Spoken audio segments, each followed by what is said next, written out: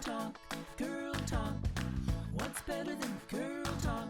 Girl talk, girl talk. What's better than girl talk? A chat with the ladies about their day, the ups and downs along the way. She's a cook, she's a chauffeur, she's a worker bee. First in the door and last to leave. Girl talk, girl talk. What's better than girl talk? Girl talk, girl talk. What's better than girl talk? Welcome to Girl Talk. I'm Regina Ayars, and my co-host is Carol Voisin. Girl Talk is a lively discussion of the opportunities, challenges, and successes of women and girls in their daily lives. We interview women and girls living in the Rogue Valley who are making a difference in their communities and our communities. As we mentioned in part one, our topic today is female firefighters. And several months ago, I read an article about a fire camp for girls. And I tracked down the woman who helped coordinate the event. And that was Captain Talise Roloffs. And we have her here today. She and her fellow instructor, Captain Aaron Elder, have joined us again on part two. And we also are lucky to have a couple of the young ladies that participated in the fire camp. So, Carol? I want to welcome again Talise and Aaron, and we have Skylar. How do you pronounce your last name? Artali. Artali? Yeah. And we have Josie Bolstead. Bolstead. Yeah. Thank you, ladies, for being here. This is a Saturday, and we know it's a busy time. So thank you so much for being here. Would you tell us a bit about the camp? And first we'll have you two say something about the camp and how it got started, and then your experience with the camp and why you chose to be in the camp. Sure. There have been camps like this up in actually the Portland area. It was one of the first ones in Oregon. There's been a few throughout in California. There's been one in the LA area. And so some of the women got together and decided that we would coordinate this together in our area. Mm-hmm. And so there is 7 of us that are paid in Jackson and Josephine County, and we got together as a group, had several meetings over about 6 to 9 months, and pulled together donations. So we had a lot of support from some donations with local unions and fire departments and Lithia and different people who were really supportive, and we were able to pull together a 2-night, 3-day camp where we did the hands-on skills with the girls, and actually even got to stay here at SOU in the dorm rooms. And kind of our heart was to mimic a 48-hour shift and what it would be like for them to come be a part of that group and that camaraderie on a tour. We call those 48 hours a tour. And so we ended up with 18 girls in 3 groups of 6 with team leaders and our instructors, and we took them through many different hands-on skills that we do in the fire service. Well, how did you recruit those 18 girls? The application, we actually have a Facebook page for Rogue Girls Fire Camp, and so we put out flyers. Great. Yes. We put flyers out in the high schools, and we had applications open through the Facebook page, and it just spread throughout that. There was some advisories that went over media when we were closer to the application period. And it was incredible. We actually got girls all the way from Paradise, California, Fortuna, California, locally. It wasn't just local girls. We had a really neat kind of diverse group from different areas, and even had some interest from Indiana, questions and things. So it's really cool to see that these things are reaching, and the power of media.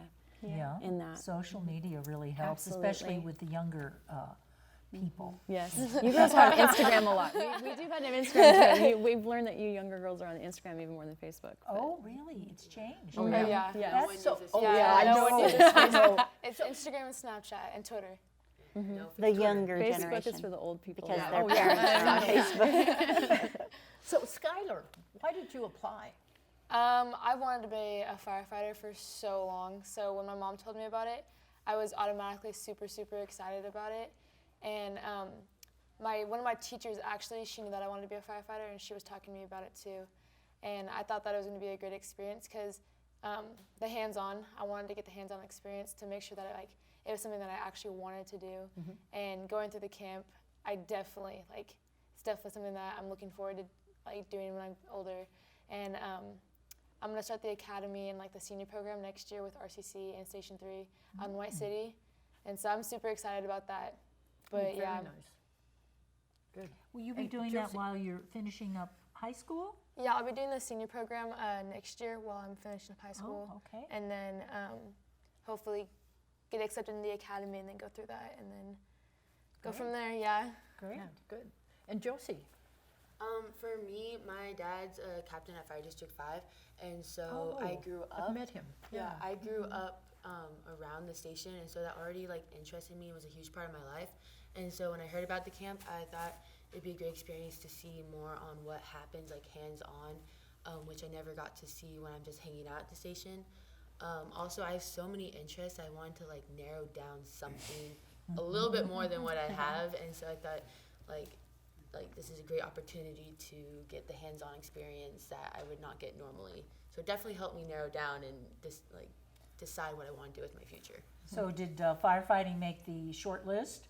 Yes, it did. The camp definitely knocked out a solid 5 different interests. So it was Okay. good. Okay, great. Are you planning on taking that senior class? I'm That, looking at it. Okay. I have a year because I'm going to be a junior. So Okay. I do have some time, but I'm definitely considering it. Great. So what did you like the most about camp? I really liked the experiences that we got. I was not expecting that we were going to get as much experiences. You mean hands-on experience? Yeah, hands-on, actually doing it. I was thinking that we were going to be told what to do and what happens, not that we were going to put on all the turnouts and time ourselves and do the regulators and Yeah. search and rescue. I was not expecting that, and it was a great thing to not expect to Yeah. happen. Well, we've got some clips, not clips of videos, but we have some pictures of you guys at the camp. So why don't you can tell us what you're doing as they come up. So can we bring up, let's do the group shot first and see all of the participants. Yeah. So this would be the instructors. Oh, this is the Yeah, instructor. so this is the group of women that worked together and coordinated. Okay, these are your fellow firefighters. Yep, these are the career women in Jackson and Josephine County. Right, so that's from all different districts. Okay, so you had 18 girls and you had 8 instructors? Was that what? Yeah, and 7 of us are on the line, and Samantha is with Medford Fire doing the prevention and programs there. And then we also have Melissa Cano, who is with Medford Fire doing public information officer. So we had a really neat, diverse group of women that are on the line and in administrative roles. And So was there some classroom instruction along with the hands-on? yes. Okay, great. We did CPR. Okay. And there's just a little bit of, not total classroom with it, but we did a didactic, and then we'll get their hands on what we're doing. Yeah, And, fire how to extinguishers. identify them, different types. We did extrication, rappelling out of a 3-story window, climbing a 100-foot Yeah, ladder. I think we've got a picture of the rappelling. Could you bring up the, I think it's called climbing? That's not climbing. There you are. Okay. Who's Okay, that? Skylar. That's tell us. me, yeah, that's me. Wow, tell us What about was it. that like? That was a lot of fun, actually.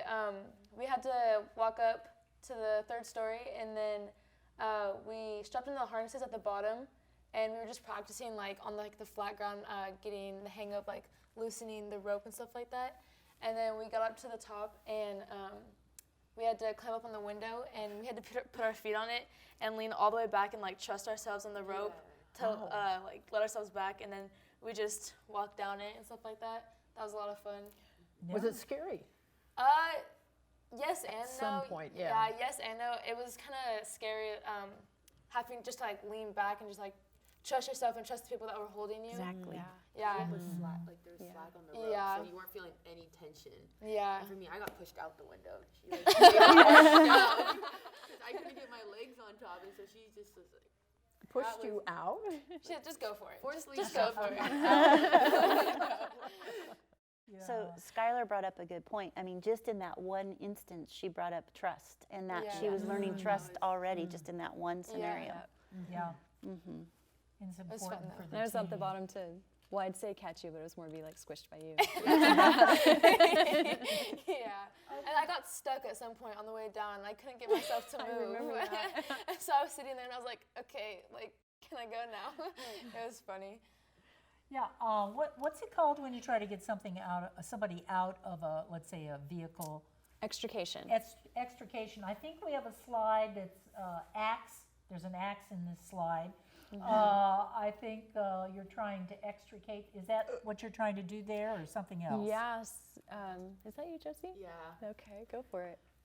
In that we're using the axe and we're hitting the outsides of the windshield to basically take it away, I guess. Yeah, break cut it. the glass out. Yeah, cut the glass out. But that way to prevent the glass going everywhere. The overall goal being to remove the roof off of the vehicle Oh. completely. Really? Do you use a saw to do that? Yeah, we use axes and hand tools to get through the glass, and then we have cutters and spreaders. People would call them like the jaws of life. They're Yeah, that's tools what- like that, yeah. and we call them spreaders and cutters and different tools like that. There are hydraulic tools that we use. So are those always on the fire truck, or because you're being called to something, you know you might use it, and you put it on the fire truck, or is it always with you? It's always on a particular engine, so if we know we're going to an MVC, a motor vehicle crash, is the Abbreviation. we have a lot of our little abbreviations and letters, so if we throw terms out like that. But we have a standard response to calls like that, and that engine will be pre-set up for those types of calls. And if we need additional resources, we'll call for other units to help. Yeah. So we've got a picture there of a truck. I'm not exactly sure what that one's all about, but there's some people in the back of a truck. Okay, what are you guys doing there? You're teaching, Erin. Yeah. That was yours. So this station was called Big Water, and we're on top of what's called a Type 1 engine.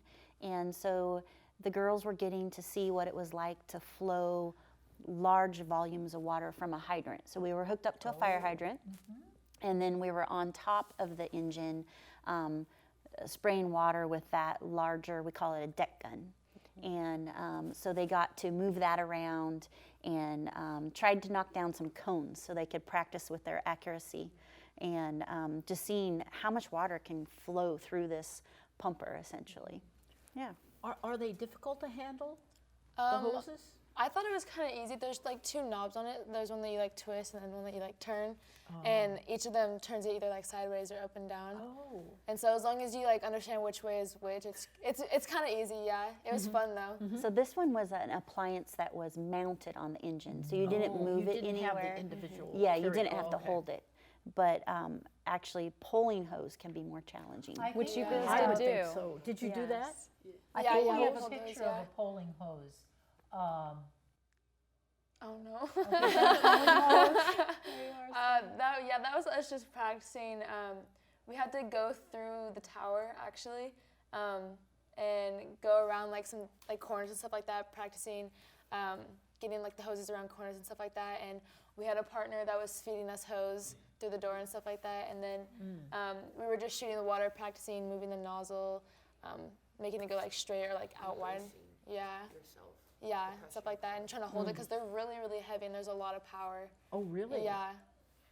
So did it ever get away from you? You know, you see movies where it's going on. No. That didn't help, Well, okay. Tyleese was there to help. She was behind me, so if that ever happened, she was there to help me. Okay, But got it. no, that didn't happen. But they are really, really heavy. Are they? Yeah, they're super heavy.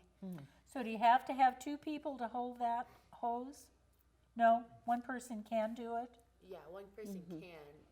Safety and like it's good to have another person, but there's different ways you can put the hose on your body so that you can use your whole body to brace the power. It's always good to always have a second hand, but in case or in need you don't have that person, it's still possible. So you mentioned safety. What were some of the things you taught the girls about safety? Well, in the fire service in general, safety is absolutely the number one priority. And we teach the girls right away that even if you don't feel like you're the expert or know what's going on, if you see something that is unsafe or seems unsafe, to say it right away. We want to empower all of the young women and everyone on scene to be responsible for their own and everyone's safety. So a lot of it came down to educating them on the dangers of any particular task, making sure that we had extra safety systems in place. So when they're coming down on the rope and rappelling down, like in the rappelling that we saw, there's a belay line, a safety line on them. So there's backups to our system so that if something fails, there's another backup in that. Even safety and hydration and paying attention to your body and understanding your limits and capabilities. And you know, So in our what we call PPE or personal protective equipment, you know, they have eye protection and ear protection and gloves and boots, and so just making sure that they knew when to wear those and to be ready to have them in place. Did you ever wear oxygen tanks? Yeah. How was that? What was that They're like? weird. Different. They're definitely different. Like, they're weird.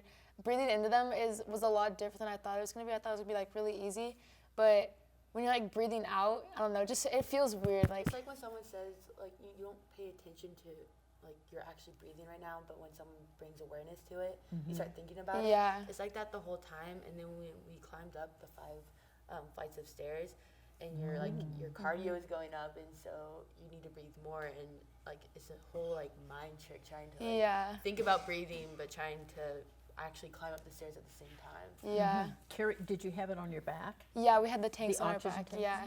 Wow. So they're called SCBAs, or self-contained breathing apparatus. Oh. And the weight of them is fairly heavy. And then when you start doing physical activity, and then also with your what we call turnouts on, it's really hot and your range of motion is restricted. And so just learning to function in your gear, trusting your gear and what your capabilities are in the gear, can be challenging. Now, one of the things they said was happening in the wildfire at 97 was there were, one of the reasons that firefighters were injured was they would have a fever, or I forgot what the other thing was. oh, like heat exhaustion? Yes. Yes. How do you train young people about that, and how do you take care of that for yourselves? So again, that's where making sure that when we come on shift, and we were joking about drinking coffee, but that we're hydrating, actually drinking water. When we get toned out to like a structure fire, we have a whole rehab little kit with us where it's going to have extra water, maybe some Gatorade, some towels, that type of thing. So monitoring ourselves, but monitoring our teammates as well. Heat exhaustion is real for sure, and especially in the heat outside, but then with all of our gear on. That's what I was thinking. Right. Oh my Yeah. gosh. And that's in the structural setting, wildland too, but in the structural setting, we even with the girls, like you noticed in the picture when we were on the back of the engine, the big water, and we had the brightly colored towels. Those were wet towels that we kept available in cold water, so that any opportunity we get to cool off, dress down, put cool water in areas of our body that would cool us faster in our bloodstream, we do that to be as preventative as possible. So how much weight are you actually carrying? The BA itself is probably about 45 pounds, and then your gear is probably close to that. Yeah, or so about 20 around to 30. 65 pounds, I think, Yes. extra weight. Goodness. And then you Lower have to back. work with that on. Then Just walking up the stairs. yeah, and that's why we took you guys like over the couch and all. We did like a little obstacle course that we snarled. Yeah, how was that with all that weight on? How did you It felt manage like that? training for soccer for me. It felt challenging, but like it was a good challenging. Yeah. My biggest problem was being able to make sure my feet were getting up high enough on the steps and not tripping, because like Restricted range. Especially when we were climbing over the couch. big. We were climbing over the couch, Super yeah. big too. Oh yeah. No. Yeah. My struggle with me when we were climbing up the stairs was we were all like in a line, Yeah. but something was like caught on one of my cords, so I couldn't lift my head up all the way. So every time I took a step, I kept hitting the tank that was in front of me. But we had our helmets on, so like it didn't hurt. But I just kept feeling myself bumping into her tank, and I'm like, oh, sorry. So really, as firefighters, you guys, we are industrial athletes, and that's why being a Say that firefighter, again? You're what? industrial athletes. I So like that They term. call it an Industrial athlete. Yeah. Or it's Yeah. really a sport. Yeah, and in so some respect. it's a sport, and that's why a lot of times people that play sports come in and be a firefighter. We do that kind of physical conditioning and training. At my department, we have a gym, and we even have CrossFit twice a week. Oh, nice. We work on our cardio, we work on our strength.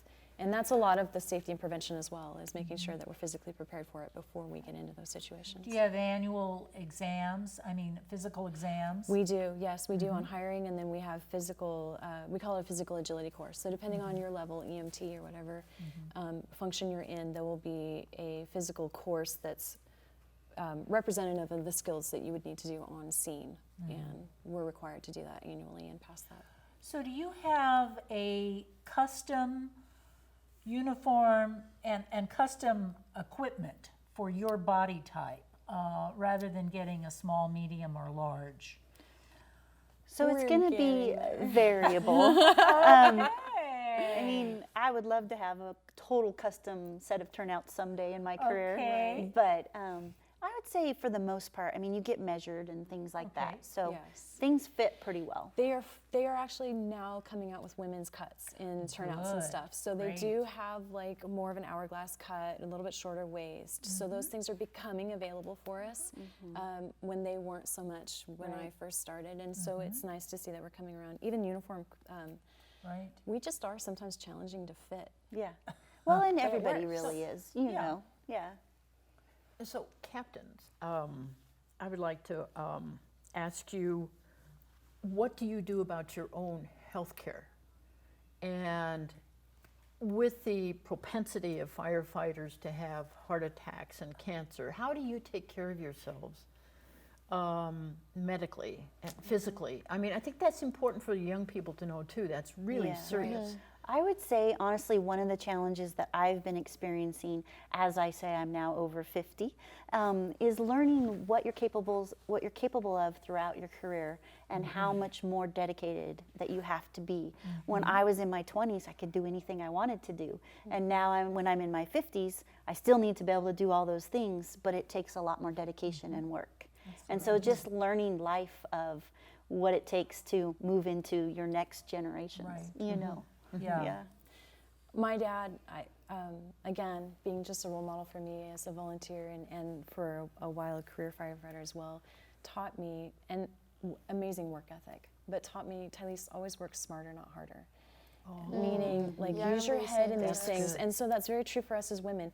We do perform the skills, but the way I lift looks different than the way a man lifts. And that's something that we talk to the girls about is I will never have the upper body strength that the guys do that I work with. But I focus on my legs and my core. We even talked about that when we were doing the workouts that morning and things, CrossFit. So I strengthen areas of my body that allow me to have the right body mechanics to get the job done. So the way I lift a ladder will look a little different than the way a man does, but the ladder gets lifted. And and also I think too, just diet, exercise, mental health, rest, sleep, hydration. There's so many pieces to that. And even on the healthcare, we were talking in the first segment about cancer and cardiac.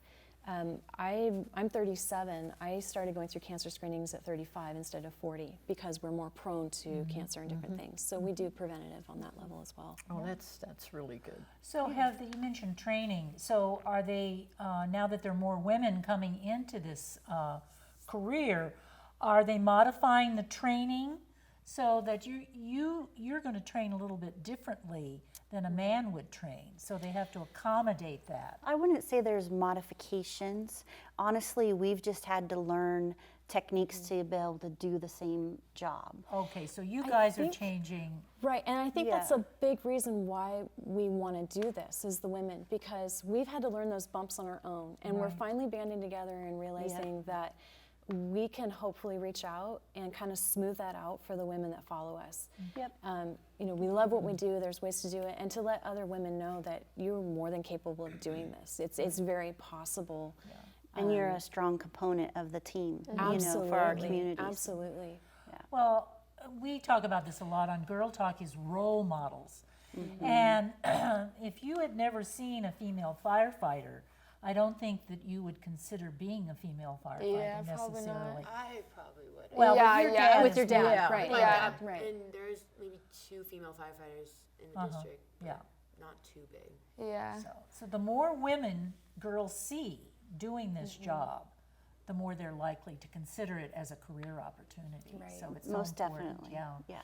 So how are you going to, I'm assuming you're going to have another fire camp. Yes. So how are you going to be promoting a camp so that you have 18 or more girls next year?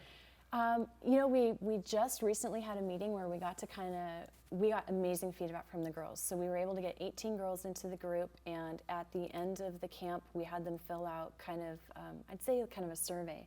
But they gave us feedback on what they liked, what they didn't like, what they want to see. One of the number one pieces of feedback we got is that you guys wanted longer. You wanted another day. Wow. And that you loved the hands-on and that we're on target for that. And somebody wanted more than just sandwiches. Someone wanted what? More than just sandwiches for lunch. Was that you, Skylar? You did that, Skylar? More than just sandwiches. So we're looking at those options because there's only 7 of us on the line, and really including like Sam and Melissa, there's 9 of us that were in that. We are looking at whether or not we want to bring in women from other areas like Portland Fire and okay. stuff to expand this and handle more girls, or whether we want to Great. keep it. Well, listen, before you can come back on the show and promote this for next year, because we're going to have to finish up this segment. So thanks to everybody for participating, especially the girls, Josie and Skylar. And thanks to you ladies, to Erin, you. and to Talise. Tylise, yeah. Tylise, excuse me. And I Okay. want to thank all of our volunteers.